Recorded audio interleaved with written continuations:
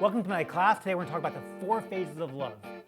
What are the 4 phases? We're going to get to in a second, but first I'm going to explain. If you have 100 marriages today, 100 people getting married, how many of them get divorced? 50%, 60%, some say even more. Actually, the divorce rate is actually going down now because less people are getting married as time goes on. Let's say it's 50%. Out of the 50 marriages that are not divorced, there's 50 left. How many of them do you think are happy? 10%. 10%? Anyone else care to say? It's not very high.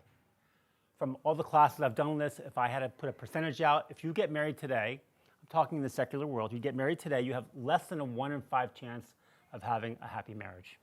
Let's all go out and get married. That sounds great, doesn't it? It's horrible, right? It's horrible. This is why I wrote a book called Never Leaving the 4 Phases of Love. And today we're going to talk about the 4 phases of love. And when you have wisdom, you will go into a relationship and you can throw these statistics out the window. This will not be you. I have a goal in this class. My goal is for all my students to be in a loving, passionate relationship with one person the rest of their life. And if you're not, I failed. And I don't want to fail. That's my goal. I'm not here to get paid. I'm here to change your life, make sure you're in a passionate, loving relationship with one person the rest of your life. What are the 4 phases? Phase number 1 is what I call the crush. Now, crush might have a little bit of a negative connotation, like infatuation, but you got to have that crush in order to get to love. The crush is when you go out with someone one time, you think they're cute and they're funny and they make you laugh. You think, I like this person, and you decide to go out with again. You decide to have to continue dating them, and that's when it gets into phase 2, which I call the research phase. This is the phase when you're trying to learn their likes and dislikes, trying to learn about them. You're trying to look for all the hidden skeletons in the closet, but guess what? You're not going to find them all. This is back, when I was back in America, and I would try to set someone up. I'd say, hey, Asher, I have this girl for you, and Asher would say to me, oh, well, I'm seeing someone. I'm already seeing someone. When you've seen someone once, what is there left to see? Why do we call it seeing someone? Because you've seen them, what's the difference? Okay, they have a blue dress, a red dress, a gray jacket, a blue jacket. They're the same person. What you should be saying is I am listening to someone, because listening is how relationships are formed. That's phase 2, the research phase. Now we're getting to phase 3. This is called what I call the commitment. Now from my vernacular, the commitment means marriage, but in today's world, people don't want to get committed as much, so whatever it is you mean, whatever it means in your mind, but for me, the commitment means marriage. So I'm going through the research phase. I'm trying to decide if I want to marry someone, and today we will get into the 3 questions you must ask before you marry somebody. I must ask yourself. But phase 3 is the commitment. Now phase 4 is what I call never leaving. I'll explain at the end of the class why I call it never leaving. But this is when you've been married for 5, 10, 15, maybe even 20 years, when you get to the point in your relationship where you realize that there's always someone better for you. For example, there's a better looking spouse, a better cook, someone who's funnier, someone who can open up more emotionally, someone who's richer, someone who's got a better job, someone who's taller, whatever it is, there's always more to somebody else. But you realize the person you marry isn't perfect, but you realize that they're perfect for you. And that's when you get the phase of never leaving, and when you're done, you're like, you know what? This is the person I'm spending the rest of my life with. Why is it so important? Because most people who are young and single want to get married, they think that marriage is their goal. They think, once I get married, I'm done. That's all I want to do. I just want to get married. I want to get married. But that is where the hard work starts. What is the last scene in almost any romantic comedy? It's a marriage, sometimes a baby, sometimes a kiss. Why do they never show the relationship 10, 20, or 30 years after the marriage? Because it wouldn't be a romantic comedy, it'd be a murder mystery. Getting married is when the hard work starts. That's when it all starts. It's kind of like an athlete trying out for the NBA or NFL. They're walk-on, they try to get on the team, they try to get into the Lakers or the Knicks, and they come and they try and they get a contract for a year, 1-year contract. Like, I made it in the NBA or NFL, I'm in, I'm a pro, I'm in. Guess what? If you don't perform at a high level every game, if you're not trying to win a championship every single year, you're going to get cut. No one's walking down the aisles, going to the hoop, but thinking, you know what, maybe we're going to be a statistic. No one's thinking that. Everyone's thinking we're in love, we're going to have a passionate, loving relationship together for the rest of our life, but only 1 in 5 have a loving, passionate relationship for the rest of their life. Less than 1 in 5. So what's the issue? what's going on. So we're going to start from the beginning. We're going to start from the very beginning of dating. And the first thing I want to talk about is called paradox of choice theory. Now, back when my parents dated in the 1940s, basically, my mom was looking for a husband or my father was looking for a wife. They have just a few characteristics. They were Jewish, they'd have a job, be halfway decent looking and nice, and they were good. They got married. But today, because we have so many choices, we have so much availability to us through the internet, through swiping and through websites and things like that, that no one's willing to give anyone a chance. Which we're going to talk about the 3-date rule and why you need to date someone 3 times before you give up on them. Because of all these choices we have in our life, you're smiling at that, aren't you? Because of this, we have so many choices in our life. We think, oh, they're 5 pounds overweight, they have a pimple in their nose, they're not that funny, they don't come from a good enough family, and we don't give them a chance. Because the thing in dating is, you don't really know someone after one date. So the first thing we're going to discuss is defining terms. Before we get any farther, we're going to define 2 terms in this class. And those 2 terms are love and marriage. Because if you go into a relationship not having the same definition for those 2 words, you're going to find you may have a hard time. Now, it's unlikely, I would do a bet, except maybe Mr. Hoffman back there and the other young man in the back, do they understand what love really is? Because you're in your 20s and you think, oh, I know what love is. You really don't know what love is. I hate to say that. No offense to you, but you haven't really discussed it. You haven't thought a lot about it. So, before you get married, you should, or I would highly recommend that you discuss the definitions of the word love and marriage before you get married, because you need to have the same expectations. So first I'm going to tell you what I call the feeling of love, because when I wrote my new book coming out this summer, I was like, you know what, if I ask you what the definition of love is, chances are you're going to tell me what the feeling of love is. Anyone care to tell me what the definition of love is? Never having to say you're sorry. Okay, not bad. Never having to say you're sorry. Yeah, so first I'm going to tell you the feeling of love. The feeling of love is wanting to give without getting anything in return. I love you, therefore I want to give to you. I don't need anything back. Whereas infatuation is a momentary desire that you have in the brain that someone has something that you want. And people confuse infatuation and love, and they wonder why they get married, 5 years later, they're in a divorce situation, because they confused infatuation and love.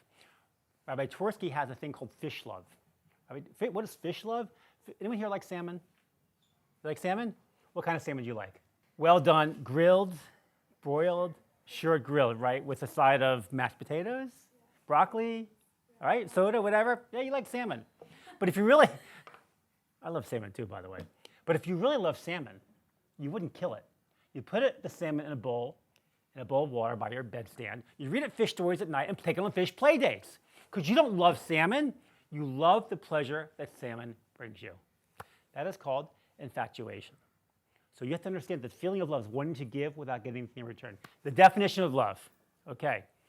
I'm going to give you my definition that Ashley just gave to us, but you don't have to follow my definition. But at least before you get married, you and the person you're going to marry need to have the same definition. I'm going to give it to you twice. Then I'm going to give you the definition I'm giving you. I believe it's from Yaakov Weinberg, Rabbi Yaakov Weinberg. But I'm going to give you his definition, and then at the end, I'm going to tell you what kind of Coach Ratner edgy definition is.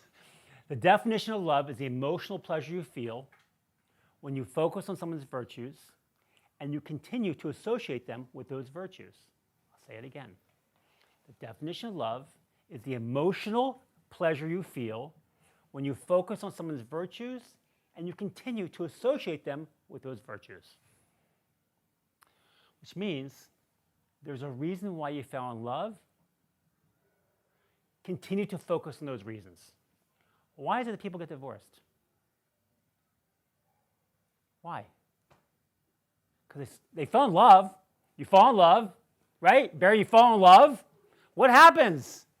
You stop focusing on the traits that you found, reasons why you would love them, and you start focusing on their negative characteristics. And by the way, we all have negative characteristics, which I'm going to get into now, which I call them, I use an analogy. In fact, this is the reason why we're this class. I was one time sitting in Fort Lauderdale at a hotel room, and I turned the TV on. There was a Food Network show called Chopped. Anyone here ever see Chopped?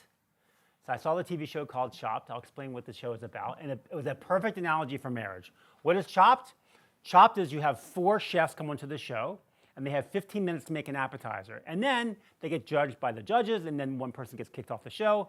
You have 20 minutes to make a main course, and then 15 minutes for dessert. And at the end, there's a chopped champion. But what makes the show so unique is that when they're starting the timer to make the dishes, they have to open a box or basket full of very unusual ingredients. And they must use those ingredients in the dish. Things like snake meat, jicama powder, squid ink, snail urine. I mean, these things no one ever cooks with, right? Yet you have to use them in the dish. And then they get judged. We're going to go into a relationship. You're going to go into a relationship. And God willing, you'll get married. And you have your own box full of stuff. And they have their own box full of stuff. And you're going to hope to, so to speak, cook together in the kitchen. And you're going to find out that your box, you might not even know what's in your box. It might be the inability to love someone. It might be the inability to allow yourself to be loved. It might be mistrust issues. It might be anger issues. It might be you're a slob. All sorts of issues that we all have in our lives. And yet, you don't even know what the person you're going to marry, what kind of issues they have in their life. And many times you work together in the kitchen, and you try to make a dish, and you cook, and you cook, and you cook, and you find that it doesn't work. And this is why I use the analogy for chopped, because everyone in the world is going to have some sort of issues. So you better remember why you fell in love in the first place. Okay. Next, clarify why you were dating. If I ask a young girl in their early 20s, why are you dating? You know, I'm cute and guys like me and they ask me out and I go on dates with them. Like, okay, why? Well, what's the purpose of dating? I don't know, just, for fun, whatever. I'm not sure. Do you want to get married? Well, maybe. I don't know. We'll see what happens. They have no clarity. I was like this. No clarity in dating. Why am I dating? I don't know. Do I want to get married? I'm not sure. So what happens is, if you don't clarify, if you're dating for the purpose of marriage, you have a set of characteristics that you want in the person you want to marry. You know what you want. And if they don't meet those characteristics, next. If you're dating for fun, at least be real about it. If you're dating for fun, you have one characteristic you need to have in the person you're dating. What that is? Fun. If they're fun, you can date them. But the problem is, if you don't clarify it, you might get into a physical relationship, confuse infatuation with love, and end up marrying the person and wondering why you're in a horrible relationship. Because you didn't clarify why you're dating. You need to be real. Okay. To catch the right fish, you need to put out the right bait. When I was in my 20s, I used to lift a lot of weights. Late 20s, I had weights in my gym, and I'd pump a lot of iron, and I had pretty big guns. I wasn't like huge or anything, but I had nice muscles, because I worked out a lot. And when I'd go out at night to, singles events, whatever, I put on a tight white shirt, a nice pair of jeans, and I go out. And I wasn't like a great-looking guy or anything. It wasn't like gorgeous, but whatever. But I could talk, and I had nice muscles. So I had in my social circle people around me that liked me for my nice muscles. And therefore, the woman that I dated, I didn't meet my wife till I was 34. I got married at 36. I did not date in the religious world. I grew up as a secular house, and I didn't start learning Torah until my 40s. So I'd go out with these women, and I'd find myself on this hamster wheel of dating women that weren't good for me. Because I was putting out the wrong bait to catch the right fish. I wanted to catch salmon or halibut, and I was catching gefilte fish or fish sticks, right? So what I'm trying to tell you, in a nice way, that if you have nice body parts, and you show those nice body parts, it's great.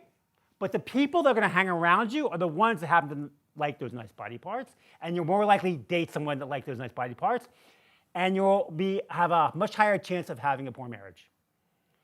Because if you want your soul to shine, the most important thing when you get into a relationship is the soul between your connection, your emotional and your intellectual connection. You need to have the whole connection. I call all the pies. The pies is an acronym you need to have when you're dating. Pies stands for not apple, pecan, and blueberry. It stands for, you've heard this before, haven't you? Physical, intellectual, emotional, and spiritual. You got to have all those. So it's going to lead me to something else. We're going to move on to the 3-date rule. Why is the 3-date rule so important? Because you don't know someone after one date. You just don't. When I used to date, especially pretty women, I'd be so nervous. I'd be so terrified that I'd go out to a restaurant, forget pasta, because I could spill over your shirt, forget tomato sauce, I'd order a salad. No dressing, because it got to get in your sweater, no avocados getting in your teeth, no care. just bring me some lettuce. She probably thought I was nuts. But if I'm on a date and I'm only ordering lettuce, do you think you're going to know me on one date? Do you think you're going to get to really know me on one date? If I'm that nervous, it's not possible. Therefore, you have to have this 3-date rule, which means, by the way, it's a generalization, 3 dates, unless obviously the guy you're going out with, or girl you're going out, woman you're going out with, can't stop talking about their mother, or laughs like a hyena, picks their nose, lives in a treehouse, whatever crazy thing they have going on, don't go out with them again. But in general, as long as they're halfway decent looking and they're nice, you should give someone at least 3 chances, because you don't know someone from one date. Which brings me to something called what I call first date bias. What is first date bias? See, when you're dating for the first time, there's only one thing you have to go on. What is that? Someone's looks. You don't know them. There's nothing to go on. You don't know if they're funny. You don't know if they're exciting. You don't know if they're engaging, because there's nothing. You don't know them. So the only thing you have to go on is one look. Is their looks. So therefore, the first date bias rule states that the better looking they are, the more likely you're going to have a second date. That's the way it works. See, women and men are different. Women look at men inside out. They look at our insides first. Men are different. We look outside in. For example, you could be at a club, right, and you're with a friend, and you say, wow, look at that, a singles event, you say, look at that guy, he's really cute. And your friend goes, oh, that's my cousin, do you want to meet him? And you're like, yeah, I want to meet him. And you go over, she takes you over to him, you're really nervous, you're nervous, and you go introduce yourself to him. You start talking to him, and you realize porch light is on, but nobody's home. Body by Nautilus, brains by Fisher-Price. The guy's dumb as dirt. Are you going to go out with him again? Not at all. But on the other hand, a guy, like most of us, you guys can attest to this probably, I don't know. We're at a singles event. We see a beautiful woman across the room. Hey, that woman's beautiful. Do you want to meet her? She's my cousin. Yeah, I want to meet her. I go over there. I start talking to her. Nothing comes out, just hot air. And I start talking to her. I'm like, wow. And this is my brain thinking. I'm thinking for guys. Now, I could be wrong. Okay, she's gorgeous, beautiful body. There's nothing coming out of her mouth. But you know what? She's probably just pretending because she's so hot. She doesn't want guys to pick up on her. Let me go out with her just to see. You understand what I'm saying, Barry? Like that's the way we think. Because she's beautiful. Okay, we'll go out with them. We'll give it a chance. Of course, after 1 or 2 dates, like you can't stand them anymore.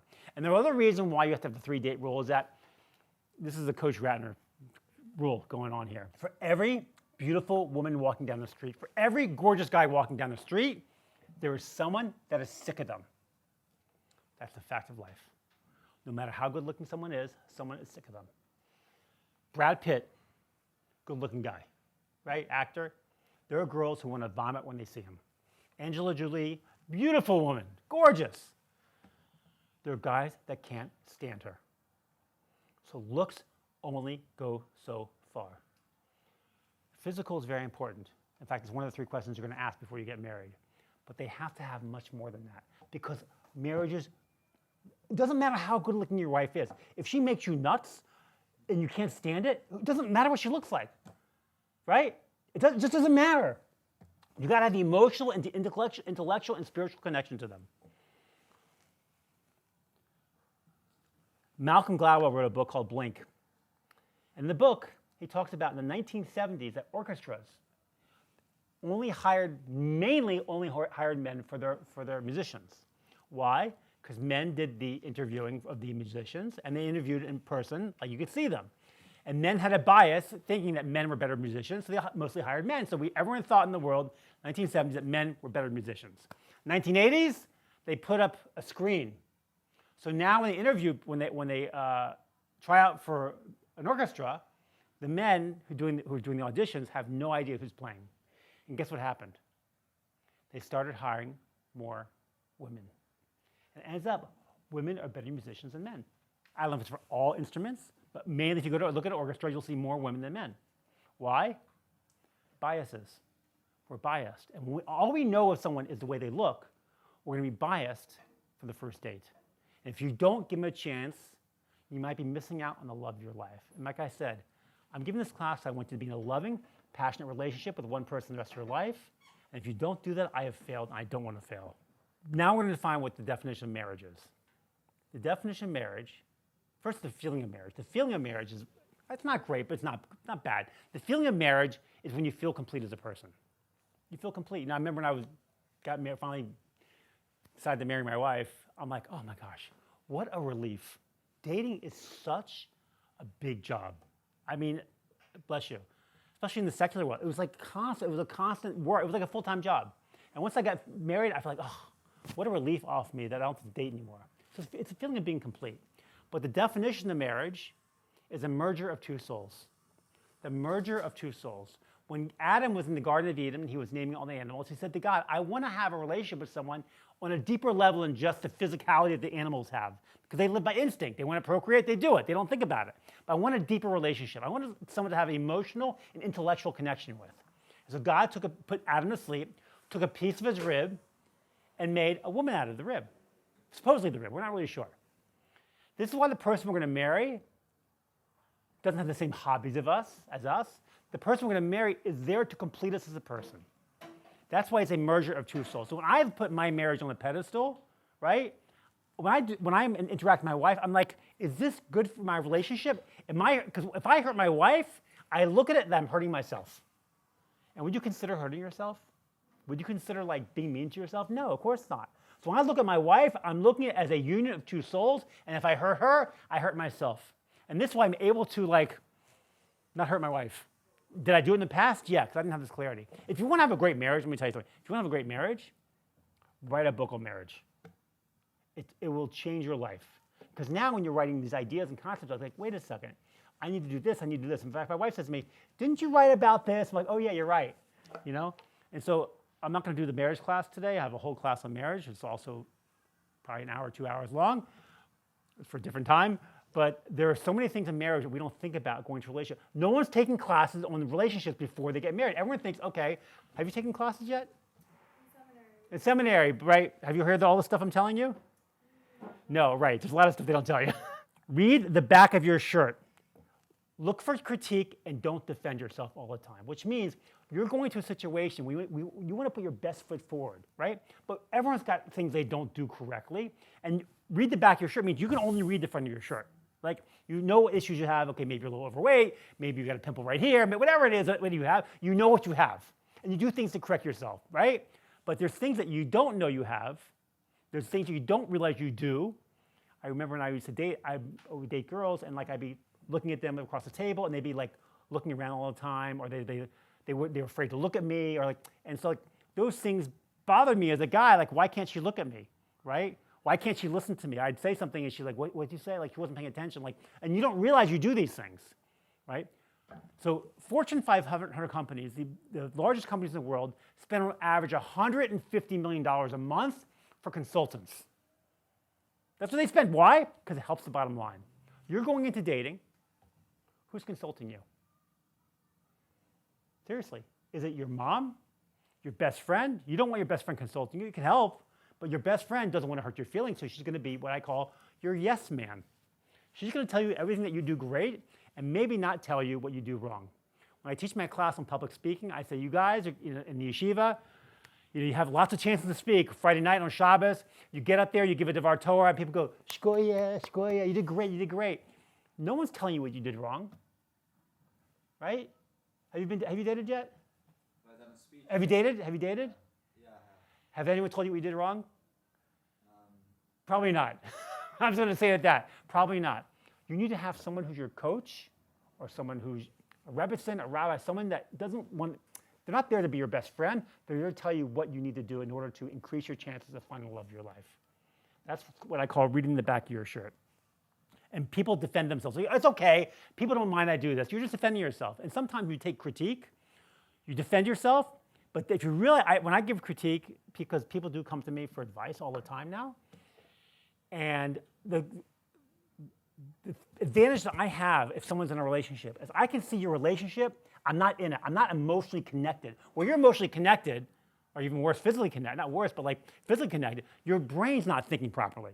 But when I see it from the outside, I'm like, I know what's going on. I ask questions. I had a guy dating a girl. He was a student here at Aish, and he was dating a girl in Miami. And he told me all these great things about her. She sounded awesome. And then he met with me again, and the problem started coming out. I said, what's the issue? He says, well, I took her to my mom's house for Shabbos, And she spent Shabbos at my mom's house, and she said, oh, this would make a great starter home someday. And she always has to have the latest purses and the latest cars, and she's very much into material goods, and he could care less. He has no interest in spending money on stuff that doesn't mean anything. He's just into spirituality and learning and growing. And I said, this is an issue. You have to nip this in the bud. This isn't like a game killer, but you better have a talk about this before you decide to marry her. And he did, and they broke up. I didn't tell him to break up. I have told people to break up before because it was a poisonous relationship. But in general, because I can see things that you can't see. I mean, I'm not a therapist, but I don't know. Maybe it's from years of wisdom. Okay, the 3 questions you must ask before you get married. You ready for this? The 3 questions you must ask before you get married. Question number 1, am I physically attracted to them? Question number 1, am I physically attracted to them? Which, by the way, does not make them physically attractive. Only to you. You may have been to a wedding to a girlfriend of yours, and you've never met the groom before, and you go there and you meet the groom for the first time, and you go, oh man, he looks like Freddy Krueger. Like, oh, I can't believe she's marrying him. Do you know why? Because you don't know him like she knows him. You may have been to a wedding of a friend of yours, and you want to see the bride for the first time, like, oh my gosh, she looks like Miss Piggy. I can't believe he's marrying her. Do you know why? Because you don't know her like he knows her. The person you're going to marry, you must be physically attracted to. Well, it doesn't make them physically attracted to anybody else, but only you. And like I said, I didn't say this, I'm about to say this, it's very important. The more you know someone you like, the better looking they get. You go out with I can go out with a girl, right? It's just, she's all right. But then I talk to her, and I'm like, wow, she's smart, I connect to her, she's funny. Next thing I know, she's the most beautiful woman in the world. That's the way it works. On the other hand, you go out with someone you don't like, and they're beautiful and gorgeous, great body, and guess what? The more you keep going out with them, like, I can't stand this person. The uglier they get, no matter how good looking they are. Because looks only go so far. This is why you need to go on 3 dates. Unless they have, they pick their nose or something. But go ahead. So how do you not let attraction blur your vision and get in the way? Right. That's why I talked about the orchestras. Remember I said they put the screens in front of the orchestras and they started hiring more women than men. So if you can imagine, I would say this would be the perfect scenario, if you could date behind a screen. It'd be great. I know it's not practical. I know it's not, but if you could date behind the screen and say, oh, this person, I have a connection to this person. And you huh? It was so funny, when I started writing my book, my first book on the 10 secrets to find the love of your life, I think that's when the show came out, but I had nothing to do with it. It was a really great idea. I thought I came up with it. I guess I was wrong. I wanted to do it by speed dating, like speed dating behind the screen. So you have 20 people you can talk to, like in an hour. You have 3 minutes each. I guess, I don't know. I've never been to speed dating. But then you could okay, I like this person, this person, this person, and you have no idea what they look like. And then they match up with you, and then you see them, and you might have really liked them. You see them, okay, they weigh 500 pounds, whatever, you don't go out with them again. But if they just average, oh, I like this person still. I would never would have picked this person out of a group of guys, but I really liked their personality, and you give it a shot. Next thing you know, you're madly in love with someone because of their emotion and intellectual connection, not their physicality. But you have to be physically attractive. It's very important. If you're not physically attractive, don't marry them. If they're not physically attracted to you, or you're not physically attracted to them, don't marry them. Question number 1. Question number 2. Do we share common meaningful goals and values? Do we share common meaningful goals and values? I'm going to get a little deeper on this. If you're getting married for physical reasons, you're going to find you're going to have a hard marriage. Physical reasons being children, money, working out, right? Think about how many couples have been married for 20, 25 years. Their kids have left the house. They're staring at each other in the kitchen, wondering why they got married in the first place. Why? Because the reason they got married was just for children, and the children are gone. So children cannot, now listen, children are great, everyone should have lots of children, but that can't be the only reason why you're getting married. If that's your default, you're going to find you're going to have a hard time. If it's for physicality, for example, for the fact that they're good looking, or you work out together. Let's say you work out together and you meet at a marathon, you meet at a sporting event, you meet at Pilates, whatever, yoga, whatever it is. And we like doing this together, we're into our bodies, whatever. And you get married, and guess what happens as you get older? You get aches and pains, you can't do it anymore, you have kids get in the way, whatever. And next thing you know, that physical relationship, the physicality part of your relationship, the working out, is not the main focus anymore, and you forget why you fell in love in the first place, because that's not the focus of the relationship. Or if it's for money. Many people get married for money. I understand why. It makes life easier when you have money. I'd rather have money than not have money. But you'll find, I mean, Bill Gates just got divorced, Jeff Bezos got divorced. Money is not, in fact, what's a harder challenge, wealth or poverty? You said it right. You would think poverty. That's the default answer. Oh, the reason why wealth is a harder challenge, because when you're poor, you don't wake up in the morning and think to yourself, oh my gosh, I'm poor. I had no idea. I can't pay my bills. You have no idea. I mean, it doesn't sneak up on you. Wealth sneaks up on you. I was in the coin business. I was a dealer, and I see lots of people making lots of money. And wealth sneaks up on them. They start buying these nice cars, buying nice houses, taking out girls 30 years younger than them because they show off the money. And next thing you know, their money controls their life and not their relationship. And it controls their relationship, and relationships will not last because of money. Think about how many guys are in South Florida driving their Bentleys to the club with a girlfriend that's 40 years younger because they have low self-esteem. They feel bad about themselves, so they make them feel better by bringing a beautiful young woman to the room because they think that whatever it is. There's no way a 6-year-old man can have a relationship with a 20-year-old that's anything meaningful. Right? I don't know. Okay, maybe you can prove me wrong. Question number 3. It's different for a guy and a girl, a man and a woman. Ready? Question number 3 for a woman. Do I respect him? Do I respect him? Because in the long run, men need respect. They want love and need respect. Women need love. They have to have love. They want to be respected. By the way, you've got to have both, love and respect. But the main thing for a guy is respect. We're very easy. As men, as a man, I can speak for we need 3 things. We need food, we need sex, and we need respect. And that's it. We're happy.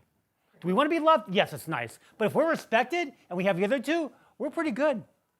We're pretty good. We can last a long time with that. Is it nice to be loved? Yes, it's nice to be loved. But it's not our main thing. Women, on the other hand, they must be loved. They want to be respected. It's good to be respected. You must respect your wife. But it's not quite the same thing it is for a guy. Imagine a man who works, a president of a Fortune 500 company, comes home from work, where he's like, people bow down to him all day long. He comes home, his wife doesn't respect him. How's that going to work out? Not too good. It isn't going to work out very good. So women, you must, if you're dating and your friend, your coach asks you, and you want to marry a guy, do you respect him? And you look away or you hesitate, you should not marry him. For example, if you want to marry a guy who works on Wall Street and makes a lot of money and worked 80 hours, you don't mind, you're happy with the money, and he wants to study in Colo all day long, you're going to have a problem. Exact opposite. You want a guy who studies Colo and he wants to go out and make money, and that's his focus, you're going to have a problem. Imagine a guy who comes home and plays with his Lionel trains in the basement for 3 hours when he comes home from work.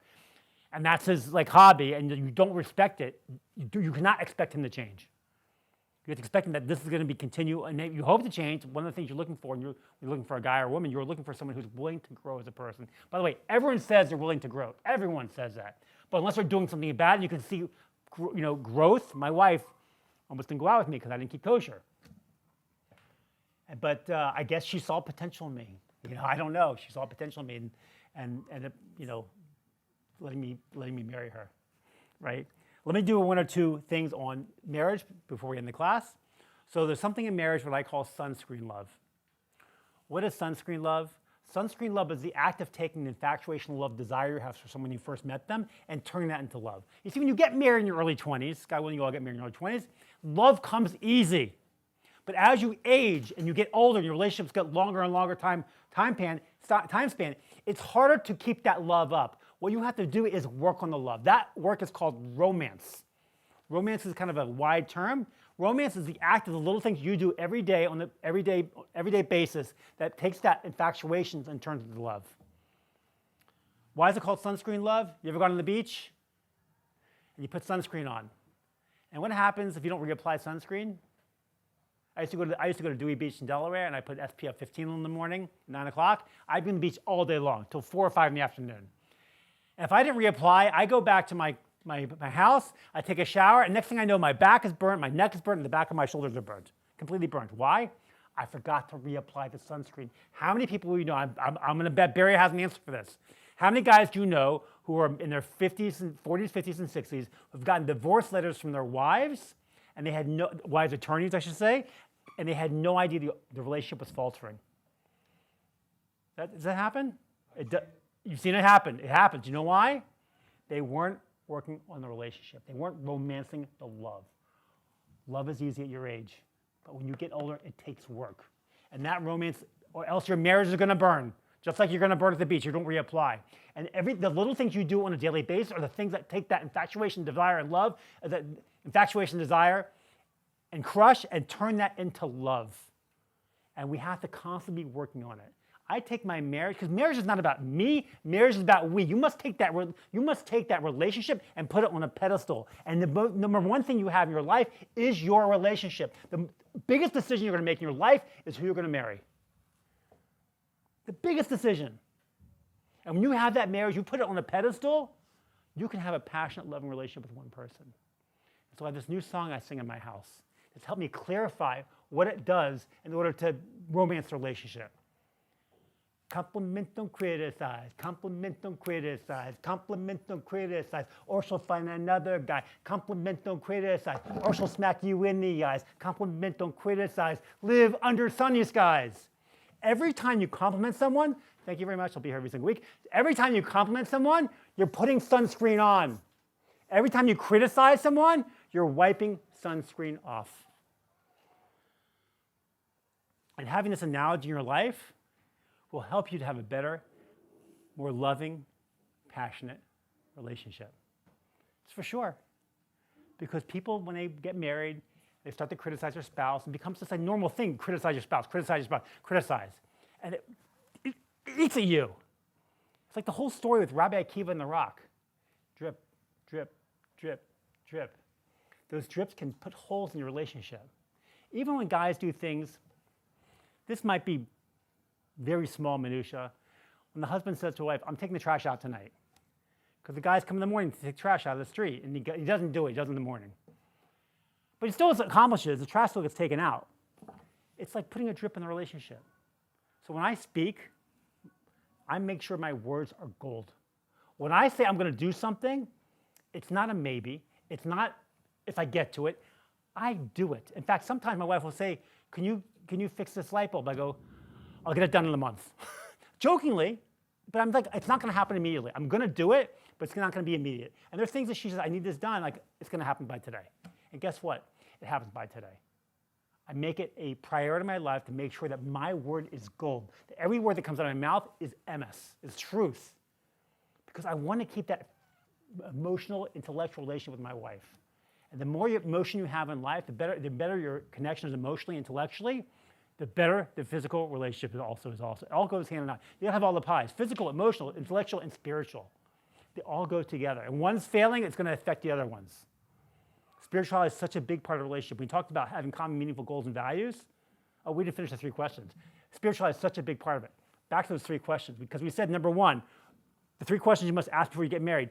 Are we physically attracted? Number 2, do we share common, meaningful goals and values? Number 3, for a woman, is do I respect them? For a man, it's a different question. For a man is the question he must ask before he gets married, am I willing to make her happy the rest of my life? And some women might say, what, I don't have to make him happy? This is how it works. You make your wife happy, she is going to make you happy. You make her happy, she is going to make you happy. So a man must ask, am I willing? And if you respect him, by the way, respect is such an important thing for guys. A woman doesn't respect us, forget about it. It creates contempt in our relationship. One of the things that my wife does, I learned from my Rebbetzin, Lori Plotnick, this is such a great concept. When I come home, when I lived in Maryland, or even now I come home, my wife will be on the phone, say, Sarah, I have to go, my husband just walked in. Click, hi honey. Do you know that shows to me that my wife respects me, that I'm the number one thing in her life. And by the way, I want to tell you something. My wife's faking it. She's not even on the phone. She knows how important it is for me that she respects me, that she fakes it most of the time. She's not on the phone, and I don't care. I say, please do that all the time. Please pretend all the time. But that's helped with our relationship. Why is phase 4 called never leaving? The reason why I thought of this idea of the 4 phases of love is because, like I said, most people think of, I want to get married. You're dating for the purpose of marriage. But are you thinking past marriage? So I was dating my wife. We were married for 12, 14 years, 15 years. I'm like, why is it that our relationship, which I consider to be passionately in love, is the same as all these other relationships where kids are getting married at 18, getting divorced, and you have all these crazy marriages that don't last, and these movie star marriages that they get married 5, 6 times. Why is our marriage considered the same? I feel like there should be a marriage 2.0, like a second level marriage. I kept thinking about it, like, you know what? There's got to be another phase to love. There's got to be another additional phase. So I came up with these 4 phases because you're going to go through them in your life. You're going to have the research, we go out with someone, the crush, where you find someone you like and you start dating them, and you're going to have the research stage where you're going, trying to learn about them, listen to them, understand their likes and dislikes, and then eventually you're going to decide to marry them, and you're going to have the commitment. But I don't want you to think just the commitment, because that is the very beginning. That is when the hard work starts. You have to think phase 4. You have to think marriage 2.0. I want the upgraded marriage. I want the marriage that lasts forever. I want the marriage that goes through all the hard times, because you're all going to go through hard times. We're not talking about divorce today, because that's for another time. You're all going to go through hard times in life. But you want to get to the point in your life where you realize that your wife is part of you, that she is your soulmate. She is the missing part of you. It is a merger of 2 souls. And the reason why I called it never leaving, because when I was dating my wife, it was the second day. I dated a lot. That's one of the reasons I can give so much wisdom on dating. On the second date, I said to her, I was 34, I was still immature. I said to her, I'm never leaving. I just knew that this woman was for me. And my wife still says to me, you still haven't left, and I'm not leaving. The love I have for my wife now, after 21 years of marriage, does not compare to the love I had with her on my wedding day. And you can't even think you're going to be under the chuppah, like, oh, we're in love. You have no idea what love is. Because love is the work you put into that relationship. Because that love is hard work. And that romance that you put into the relationship is what turns that lust and desire into love. And you must be constantly working on it. Because my goal for you is to be in a passionate, loving relationship with one person the rest of your life. And with the proper wisdom, you all can accomplish it. Thank you very much.